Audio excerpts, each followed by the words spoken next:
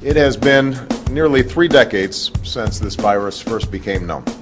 But for years we refused to recognize it for what it was. It was coined a gay disease. The impact of the AIDS epidemic targeted the gay community, leading to discrimination, isolation, and a lack of health care for its victims. The federal funding from Ryan White's Care Act provided a solution and changed the public acceptance of the disease despite the Reagan administration's silence and the culture war between the Christian rights and the gay movement.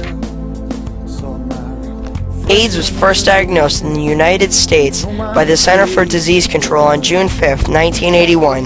In 1979 and 1980, doctors in New York and California began reporting that gay men were dying mysteriously.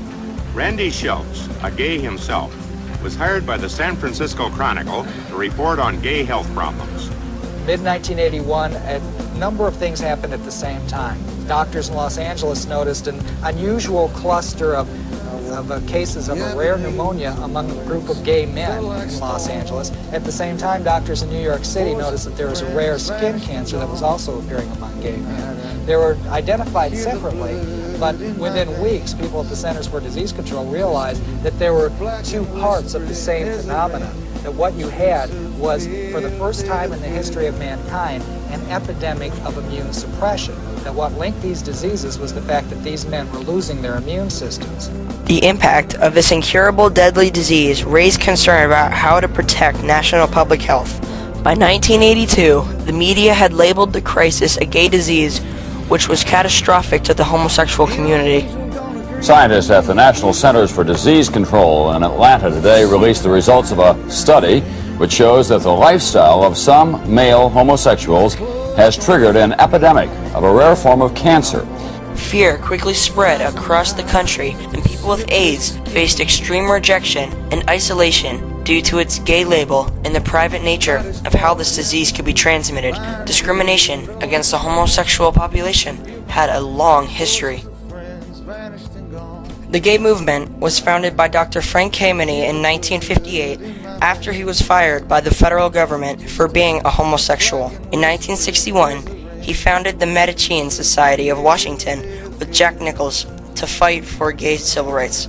Over the next decade, MSW created and defined gay activism in Washington, D.C. Discrimination between government and the gay and lesbian communities continued in 1969 during the Stonewall Riot after gay people were arrested unfairly, violating their civil rights. The incident would gain national attention and advance the gay movement's cause for freedom and individual expression. In 1972, the National Gay and Lesbian Task Force was formed to fight for gay liberation and equal rights.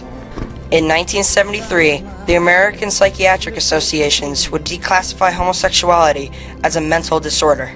The gay rights movement would challenge the views of normal sexuality and societal relationships. As a reaction to homosexual behavior influencing traditional American family life, the conservative Christian rights movement was born.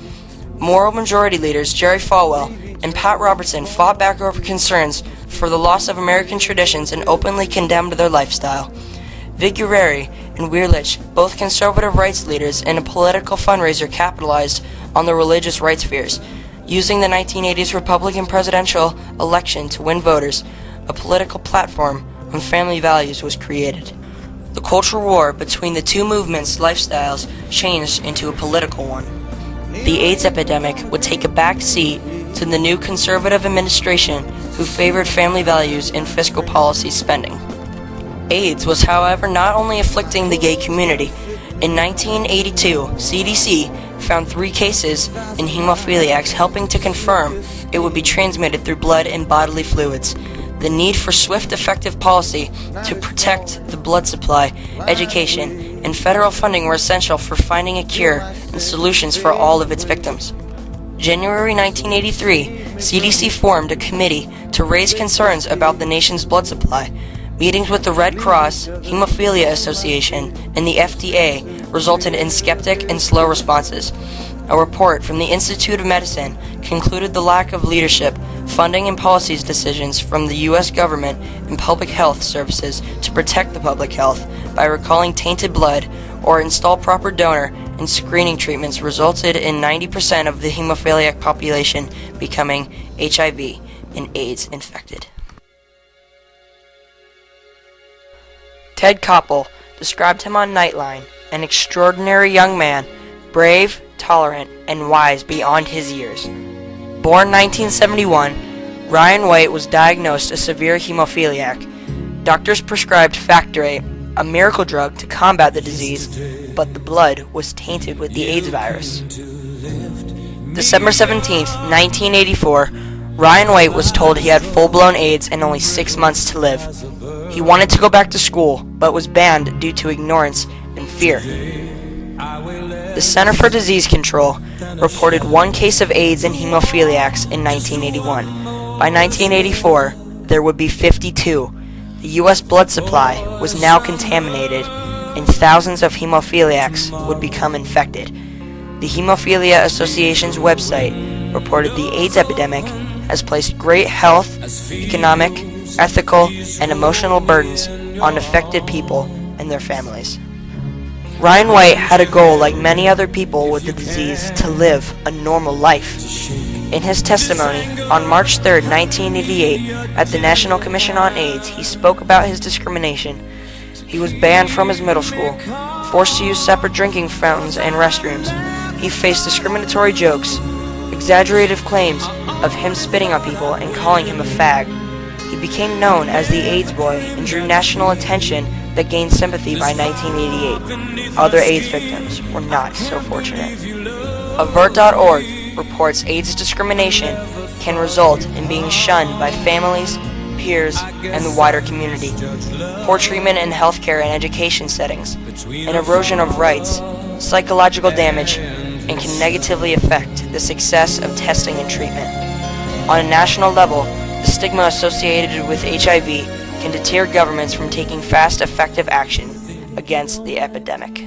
The Ryan White legislation was the first major policy solution by lawmakers to fund the AIDS epidemic. Ryan White's national spotlight as an AIDS victim shifted public consciousness from deviant victims to innocent victims. Ronald Reagan's neoconservative agenda was anti-communist. Anti-government intervention wanted a balanced budget. Jerry Falwell's moral majority represented the neoconservative voters who put Ronald Reagan into office. The voters were outraged against social issues that attacked conventional morality and their religion.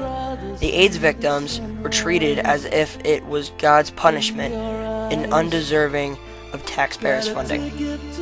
It would not be until 1987 that Ronald Reagan would publicly speak about the disease. Federal legislation to fight the AIDS crisis was introduced by Senator John Kerry and Senator Ted Kennedy. In order to pass the legislation, lawmakers downplayed benefits given to gays by using the stories of 19 AIDS patients with only one being homosexual. It passed with bipartisan support. The legislation was the third largest source of federal funding after Medicare and Medicaid. It provided $2.2 billion to over 2,500 organizations, providing service for 500,000 people. Ryan White dies on April 8, 1990. The HRSA website says on May 16, 1990, as the Senate prepared to debate Bill 2240, that rarely will the Senate be called upon to deal with an issue more complicated by prejudice, fear, and emotion, no more presently or potentially destructive than the issue of AIDS. It funded comprehensive care for people with AIDS who couldn't afford medical insurance. My nephew in the wheelchair, my 4 kids and my mother in 4 rooms, so we staying in the living room on the floor. It was called the Ryan White Care Act, named for the young man from Indiana who had campaigned against discrimination. Ryan, I wish you could know how much the world has changed since 1990 and how much you changed it. Young boys and girls with HIV attended school. The insults and injustices you suffered are not tolerated by society, and you inspired awareness, which helped lead to life-saving treatments.